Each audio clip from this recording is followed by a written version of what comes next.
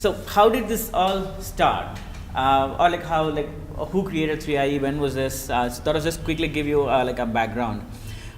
Sometime in 2005, some of the major donors like UK, DFID, Gates Foundation, Hewlett Foundation all came together to talk about like what's the evidence out there available for them to use in doing international aid, international development practice in a better way. So they created an evidence gap like working group, and that working group like was actually spearheaded by like Center for Global Governance and also like some of the people like the really renowned like impact evaluation scholars. Like some of them are now like on the 3IE board as well.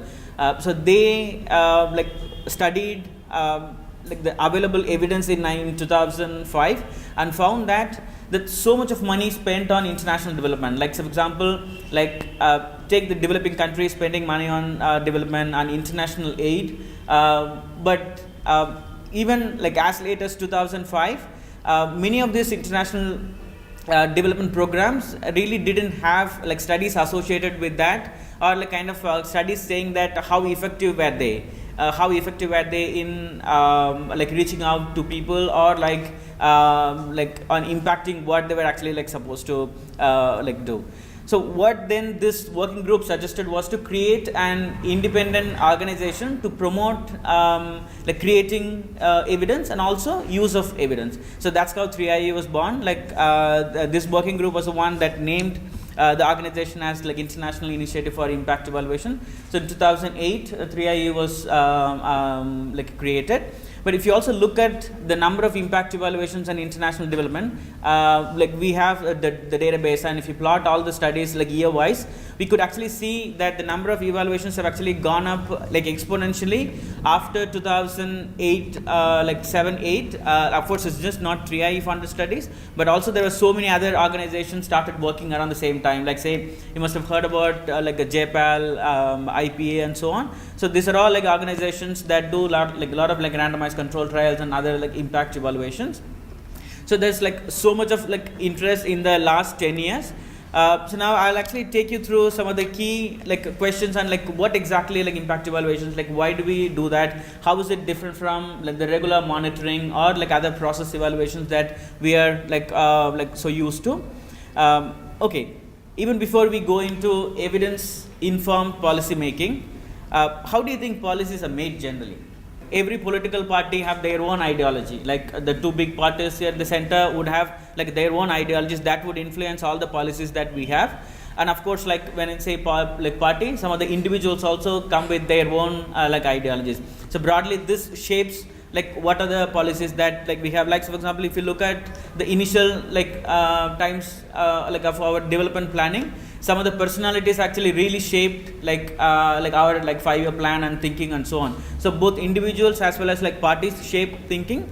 And of course the resources available that also like makes huge difference. Like so for example, like for rural development, like India could actually put in about 5 billion for the next 5 years, but for a small landlocked African country, like the amount of resources that they have is like it's quite different, and what's actually possible in these two conditions are quite like different. And of course like the human capital, that's something kind of like really limits what can be done and so on. So in this like long list of like how policy could be done or could be like so that there are positive or like a negative thing that could come in here, but the last thing that we see here is like scientific evidence. But there is actually very little that we see in the policy circles that like scientific evidence is actually the key thing that's like driving all this. I'm sure like you all must have like seen this. If any politician is actually asked, what have you done about this particular issue? Like say for example, school attendance. Typically the politician would say like the previous government spent 400 crores, we are spending 450 crores. So that would be the typical answer. Like there are two issues here. Number one, for that particular politician, policy is actually incremental. Like whatever the previous government did, they're just doing. And number two, like how would you evaluate like your work or your activity that they spend 400, we are spending 450. So spending more money means like more work, better work.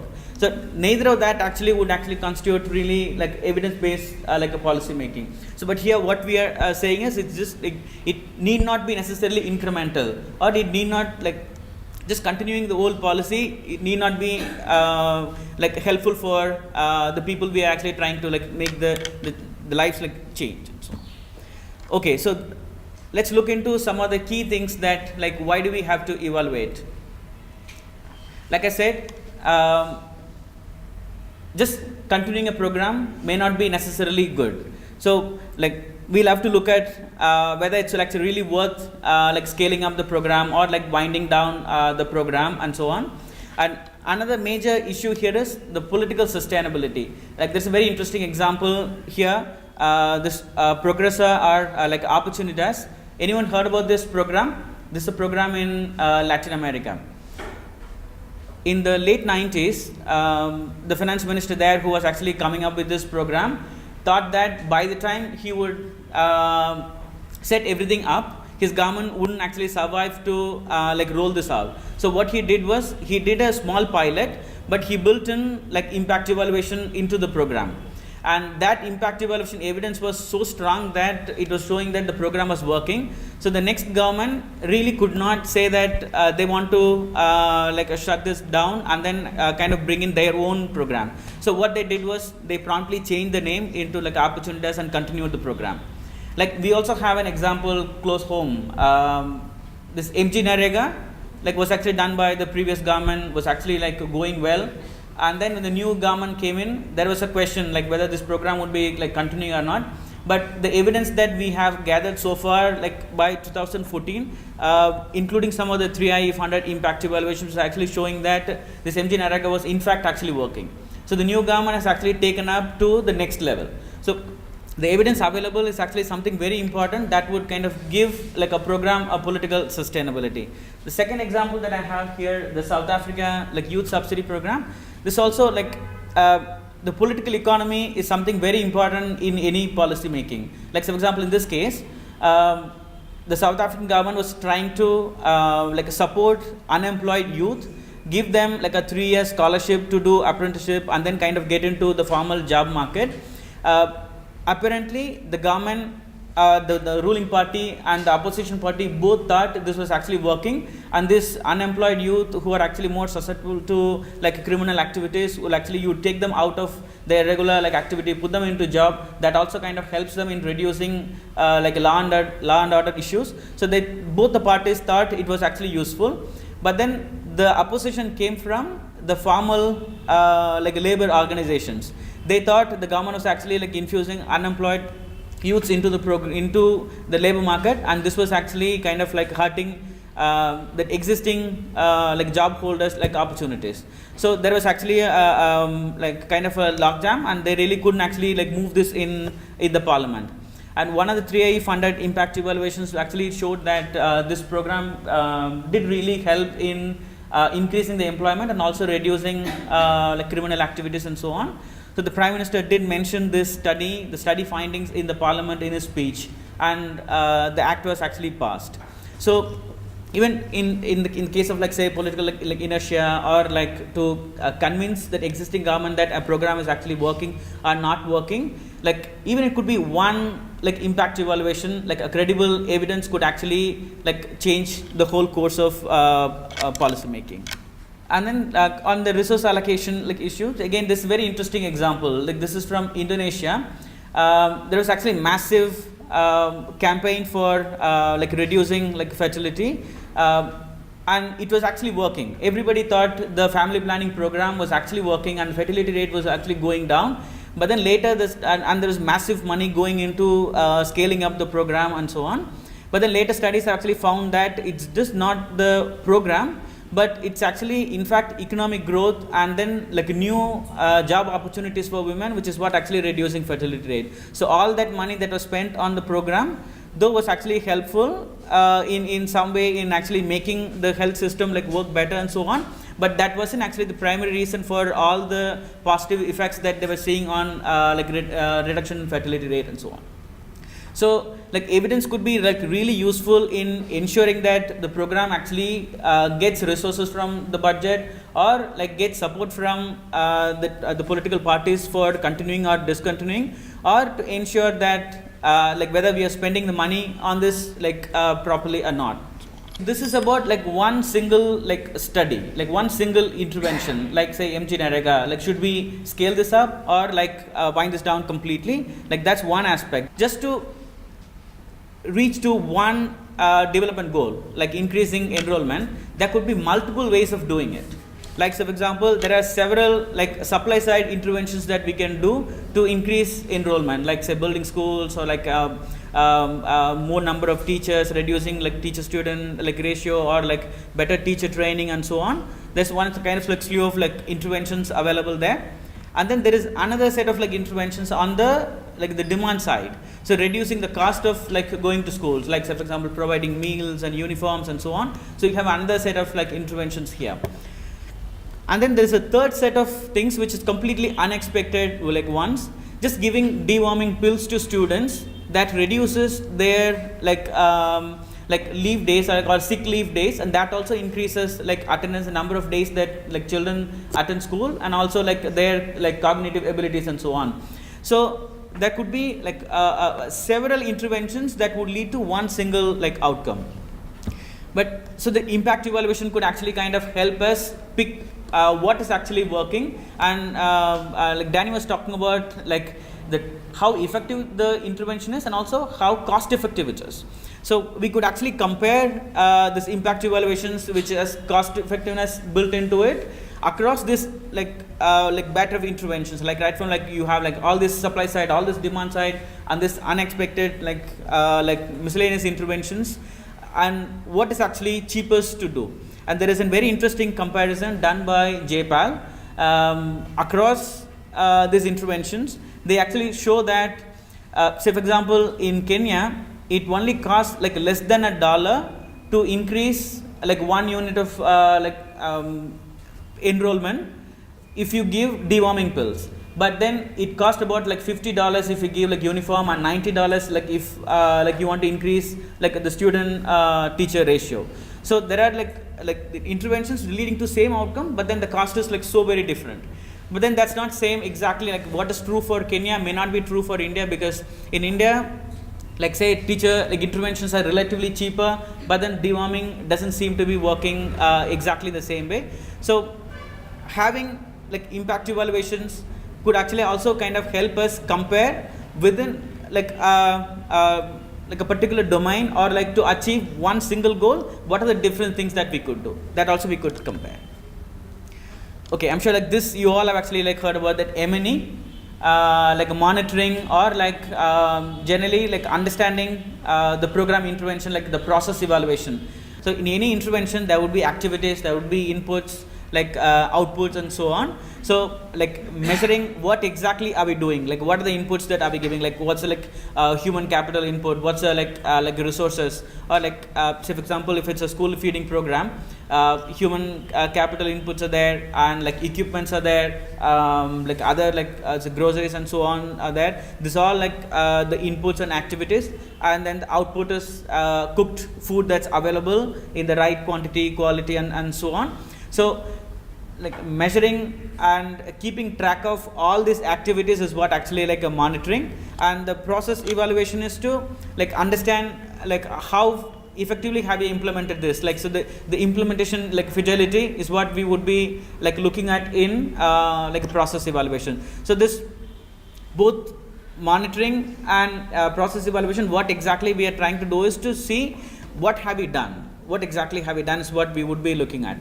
But in a like impact evaluation, like we would be like looking at what the program had actually done to the people, but then like that portion, like we'll have to really use a counterfactual as against the first part, where actually the factual portion that what we have done. I'll talk about this in detail, like the counterfactual part, in a little like later. But let's like look at this like interesting like example. This is from Bangladesh. This integrated nutrition project. This is kind of a replication of a program from India. Like Tamil Nadu had an integrated nutrition program in the 80s and 90s, which was like the World Bank funded, considered to be like one of the like successful programs like in India that led to like say like reduction in like child like malnutrition and like malnutrition among like pregnant women and young mothers and so on. Okay, so this program is actually expected to work in like through two like key like channels. The first one is the people like the young mother, like young, like lactating mothers, and also like children with less than like 2 years old are actually targeted. And then the caregiver is actually given counseling on like nutrition, and they're also given like nutrition like say supplements, and then like this actually leads to like a behavioral change, and that leads to like outcomes like say change in improvements in like wasting, stunting, and under like malnourishment and so on. So that's how it's expected to like work. Okay, this program was implemented like between say 2005 to 2012, and end of the program. This is partly government funded and partly like World Bank funded, and the government did an like impact evaluation, and what they did was they just looked at what was actually the change in the children who actually were enrolled into their program, like or like what not change, like what exactly was a final like number, like stunting and wasting number for the children that who are enrolled in the program. And that really doesn't tell us anything about what the program has actually contributed. So one of the partner NGOs, Save the Children, actually thought like maybe we should be comparing this with like children who were not part of this study. So what they did was like they took two districts, one district where the program was implemented and another district the program wasn't there, and then compared children who were enrolled into the program with the children who like were from the district where there was no program. And then that showed that the program had actually huge impact on reducing like stunting and wasting. And then World Bank did another impact evaluation using like say quasi experimental methods. That's a rigorous like impact evaluation technique that actually showed that there was very little difference between the children who are enrolled into the program versus the children who are not enrolled. So that like that's a very interesting like a case where we actually could see that simply looking at your treatment group or your beneficiaries, or like simply comparing them with like another group of people who have not like benefited, will not actually give the exact impact of the program. The first key takeaway like from all these examples that we have looked at is like simply looking at like the outcome like variable is actually not enough. So what we should be looking at is like we should be able to compare your treatment with like a comparable group. We'll move on to how exactly we would get a comparable group. So what's an impact evaluation? The impact evaluation is what kind of will give us the possibility of the framework for comparing with the like with the group that's comparable. And definitely we're not going to look at anything like this. So I just put that out that we're not doing anything of this sort. We're going to like see what is the logic behind doing all this. Like instead of the mechanics of doing this or like the maths behind doing this. Okay, let's look at this example. Okay, assume that like you are like in the Ministry of like Human Resources, and there's an like youth employment program, and now you are actually asked to evaluate the program. So what you've done is you have constituted a team, put together a team, and then the team actually proposes that they'll do this, that measure how the treated youth were after the program. You cannot compare your like the treated youth with the ones who actually are unemployed. These are two completely very like different groups. Now let's see this in an example. So employment rate, like the percentage of people who are employed is what actually like we are looking at. So after the program, like you have say 100 people like is in your beneficiary group, your treatment group, and then like the employment rate is like 92%, and this is the number that you have. That's the first team that said like so we will actually look at the employment rate after the program. So here the problem is most of the monitoring like the program that has only monitoring would give us this information. that after the program, this is the number, this is what like the stunting or like wasting or employment number. So this is actually really like not so useful. Like why? Because we really don't know how this has changed, or like we have actually reached here only because of this program, or like is there anything else that's changing along with this program that is leading to this. So we have like no information except this single number, so that's really not useful. So the point that like I want to make here is that why we have put this out is simply looking at outcome or outcome monitoring is not enough. It's not good enough like impact evaluation. That's not actually, that has like very little information content for us. And just simply looking at like a before and after. So your beneficiary group, and you've done a baseline survey. Before they got this employment program, only 40% of them were actually like employed, and then now after the program, the training and whatever, like now 92% are like employed. So now like the team is actually saying that like the 52% that increment is actually what the program has actually like led to. There's a huge like impact of the program.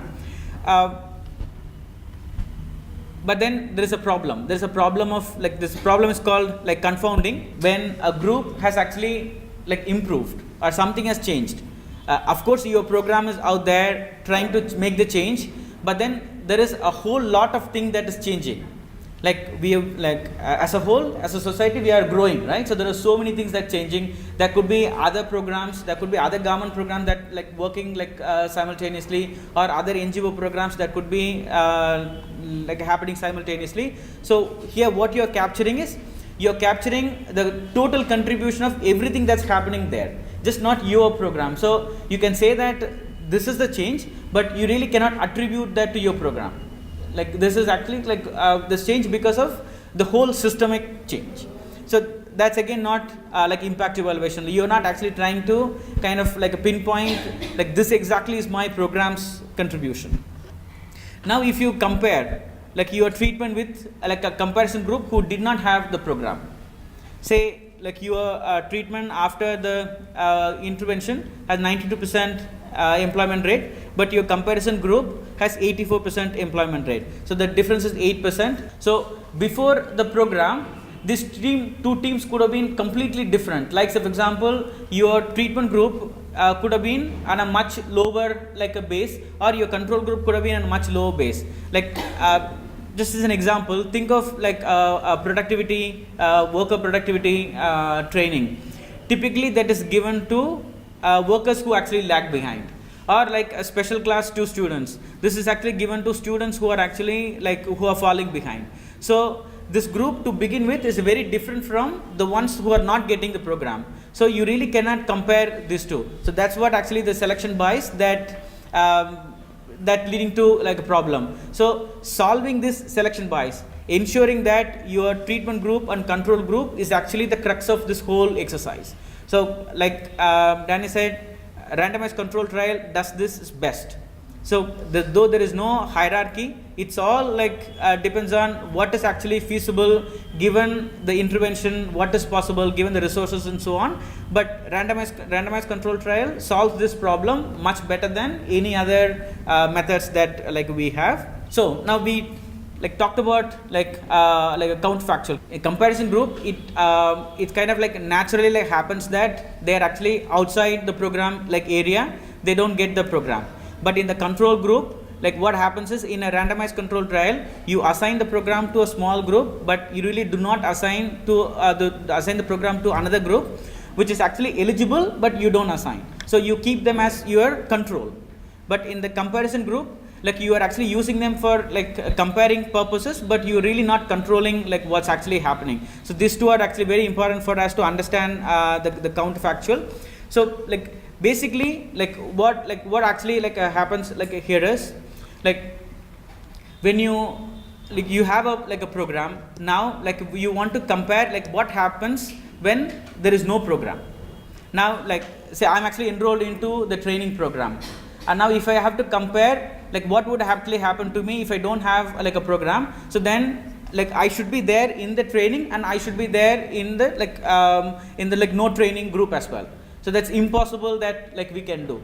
So that one person cannot be there in two groups, right? So, but then you will have to find a clone, like a person who's exactly like me in the training, and also like a person like in the like a no training group. How can we do that? Is that what like that's actually what the exercise about? Okay, so here is actually the whole group that's eligible for your training. Like all students. Say for example, like all students who have scored less than 60% will actually get the special coaching program. Now, but you have like only like 100 slots. So what you do is from the whole like university. Now you pick like you randomly like this is a random sampling. You randomly like pick 100 students, and then randomly assign 50% to the training, and then another 50% to like no training. Now how like randomly assigning 50% to training and randomly assigning another 50% to like no training would actually ensure these two groups are the same. When you toss a coin, it can be head or tail. But if you toss the coin like twice, it could be two heads or two tails. But logically, like what it should be one tail and one head. Because it's a 50% probability that like it should be head, and 50% probability that it should be tail.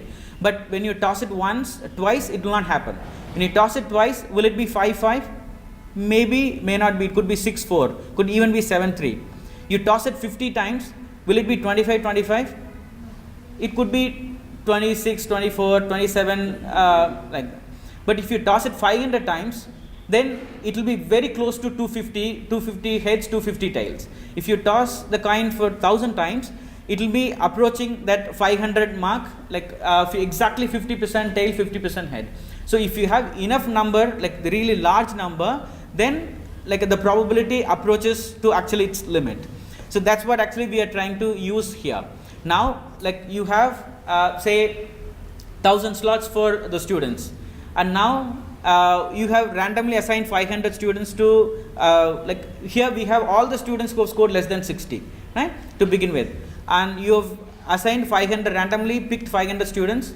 And like how do we pick students randomly? Can you think of a possible way of picking them randomly? Lottery method. Okay, there's a lottery method, like tossing. It's a lottery, or just simply ask them to say 1 2 1 2 1 2. And that's also like a way of like doing a lottery. Or like you can use like Excel to generate like random numbers, and then like that could be attached to your number, and you could be assigned to the treatment or control. So now if you assign 500 randomly to the treatment, 500 randomly to like how can you be sure that like all their characteristics would be same between these two groups? Like so for example, in the 1000 people, now assume that say 400 of them are boys. Now if you assign this 400 to these two groups, like the law of large number would have that 200 of them would actually go to the treatment, and 200 of them would actually go to the no treatment group. Similarly, like say take any characteristics, like say students with like a parents their parents of this like education background, or students with this particular caste background, any group that's represented in the original would also be represented in your treatment and control in a very similar way if you have really big sample size. And this is for like observable. So like so for example, you really can observe like whether like the students are boy or girl, that's observable. And similarly for like say your like motivation, that's not observable, but like exactly the same way that 400 boys would be like distributed between these two groups like 200, and if there are 600 students with like better motivation, and that 600 would also be distributed between these two groups exactly in the same way.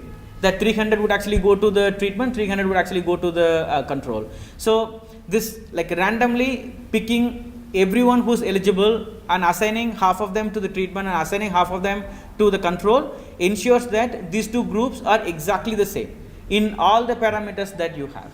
So in any impact evaluations, what we do is in the baseline survey, compare this to the treatment and control groups on all the key outcome variables, and to see that like if they are in fact actually the same. Like say for example, in a nutrition like a program, like say your treatment like a children like stunting versus your control treatment, your control children stunting, that would be compared, and that has to be pretty close to same before the intervention.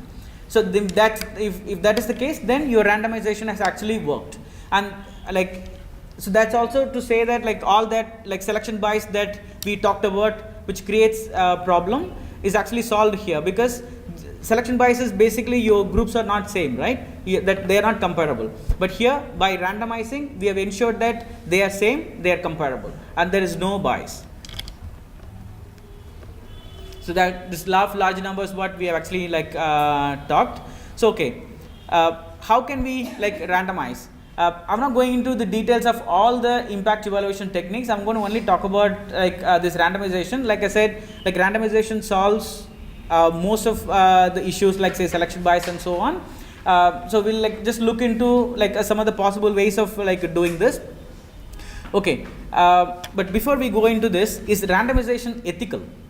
We are actually saying that that 500 of those students that even though you are eligible, even though like you required this training, we are not going to give you. That sounds so unethical, right? You have a slot. See, you have only 1,000 slots for training, but then you have like more number of students, and transparency here actually means it's ethical.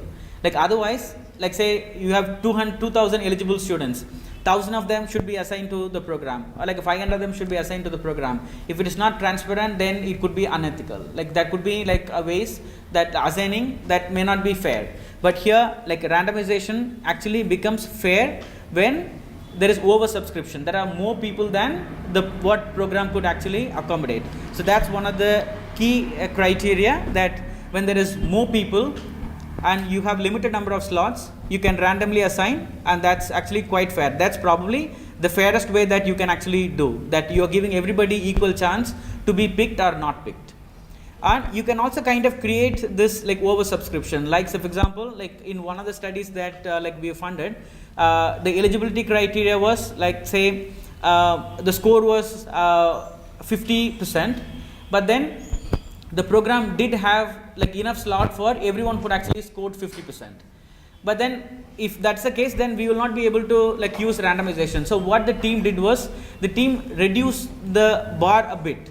So they said like anyone who was actually has like less than 60% score is also eligible. So that meant that the number of people that's that could be included in the program like much bigger, more than what the program could actually accommodate. So that actually allowed the team to like randomly assign 50% to the program and another 50% to the treatment. So we can do randomization only when there is actually more people than what we could actually share. But this is typically the case, like say in any like development intervention, like immunization or like say like any employment training, there would obviously be like more people out there than like what we can actually like who we can actually include in our program. And of course, like budget is limited. That also means like it's similar to the previous like a point, that like slots being limited also means that you have budget only for those many like people to be included in your group, right? Or there's another interesting like way of like randomizing is like your program is actually like rolled out sequentially. It's not that like just take like piped water like intervention. You're actually trying to give like a piped water to all the districts in a like state. And obviously piped water cannot be given like in one go to everybody. That takes time. And there would be generally like phases, like say first these 5 districts would get this like this program, and then in phase 2 the next 5 districts would get. So the randomization is not possible. Of course, when the program is completed, rolled out, it's not possible. But then there are a lot of interventions that we want to study after the program is completed. Like so for example, like my PhD was on like governance, and I wanted to study like an intervention that happened in 1993. So the government has actually created this special tribunals to solve like all the bank lending related like problems.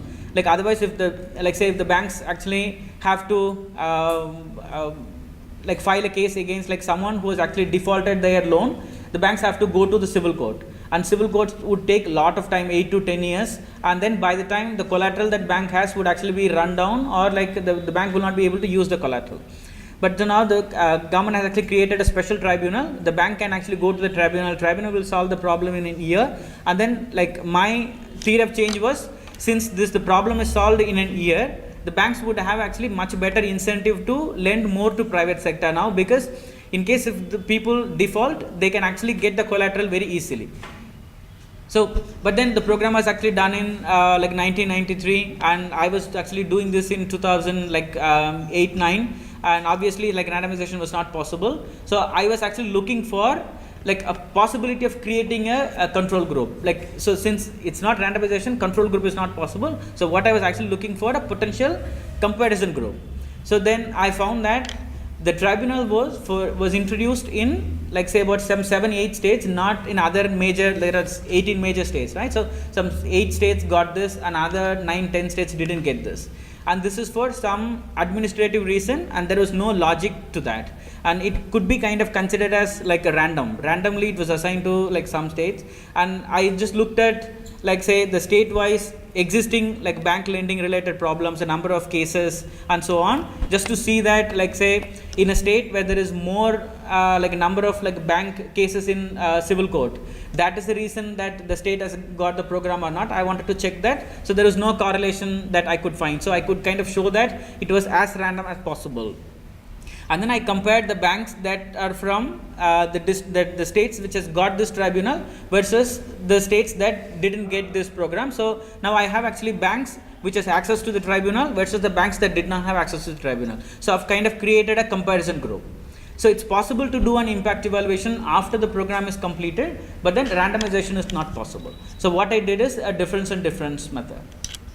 So that like it's similar to the program completed, the treatment has been already assigned and announced, then also like we won't be able to like do this. And another thing is universal eligibility or universal access. If the program is for everybody, obviously there is no control group, but in a typical development or like a social work program, we really don't get to see this more. Like because given the resource constraint, obviously we won't be able to give like say immunization or like vaccine to everybody in one go. Like they'll be facing, or like you will be doing this in a few districts now and so on. So we really don't get to see this. But in say other like domains, humanitarian, if there is a major like say calamity, like you would ensure that you generate enough resources to reach out to everybody who actually needs attention. So that your total population, like 1,000 people need attention, you would try and ensure that all 1,000 people are reached. So there is actually, everyone is actually eligible, everyone would be reached out, there is no comparison group. What people think about randomized control trial? Like most of the time, people actually think like randomized control trial are like very, very expensive. But we have just done a study on like 3IE funded like impact evaluations. And also there are actually studies done by, or like comparisons done by like ADB and also the World Bank, that actually shows that a typical like impact evaluation would actually cost about like 1% of, or 1.5% of like the overall like a program like resources. But what is actually more important, like we should actually be looking at is the learning that's coming out of this. Like for example, if there is like learning that like the money that we are spending is actually not like worth, then you are actually saving the whole like kitting from the next, like spending that during the next phase. So spending like 1.5% of your overall like spending is actually really useful when there is an useful learning coming out of this study. And it takes too long. And of course, like it does. Why? Because like we collect the baseline data before the program, and then the program is actually rolled out. And given your theory of change, like say for example, like if your intervention is like say giving like food supplement packets to like a pregnant like women, and if you want to test the birth, like the weight of like babies at birth, then obviously you got to wait for 10 months. if you're recruiting like a people with like say 3 months, then like you give the program for 6 months or 7 months, and at the end of the 9th, 10th month, like you would actually have like the babies to measure. So this can happen in 10 months. But then like if you're giving like say it's, food supplements to children like under the age of like 2, and then you're looking at what is their cognitive outcome when they go to first standard, age 5, you got to wait for 3 years.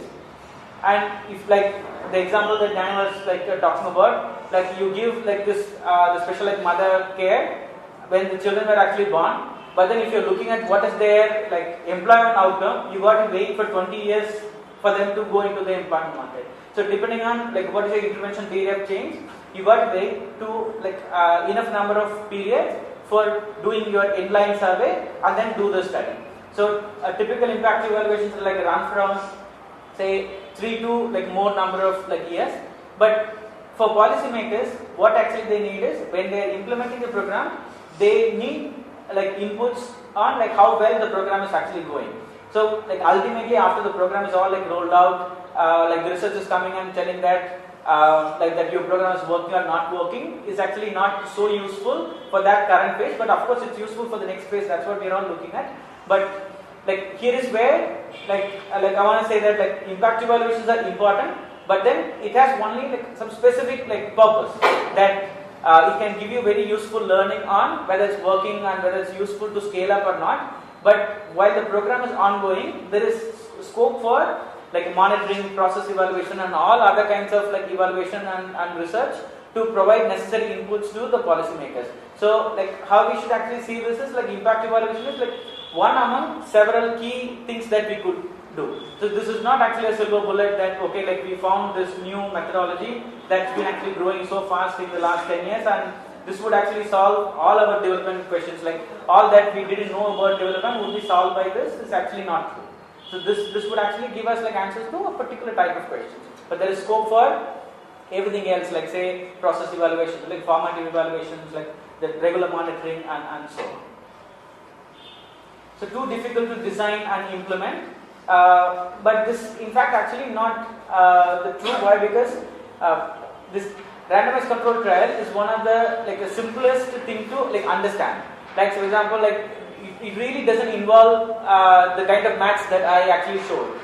It's very simple. Like you are like randomly assigning 500 people like into the program and another 500 people like into like your control. And if your number is actually large enough, and to begin with, your overall set has like kind of satisfies the eligibility criteria that say everyone with less than 60% score, then you are actually good to go. Like your like randomization would definitely ensure that like you are very close to like ensuring that like both the groups, your treatment and control are pretty much like same. So this is very simple, intuitive, and not difficult to understand. So this is also one of the reasons that the randomized control trial and impact evaluations have actually become like a hit or successful, because most of the time even politicians actually understand that this is actually a good way of looking at whether it's working or not working.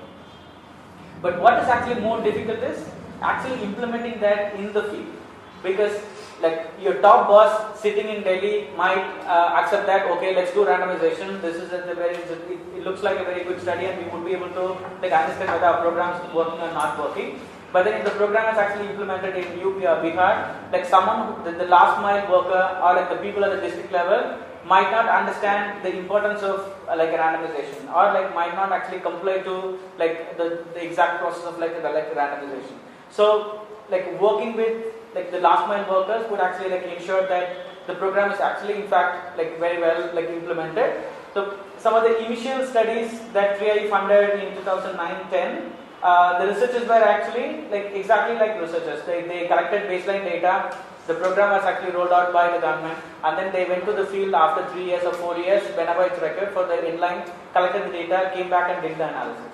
But then like those studies, we really didn't know whether the randomization was done properly, or was it implemented properly, or the program itself was implemented properly. All that wherein actually like we really didn't have those information.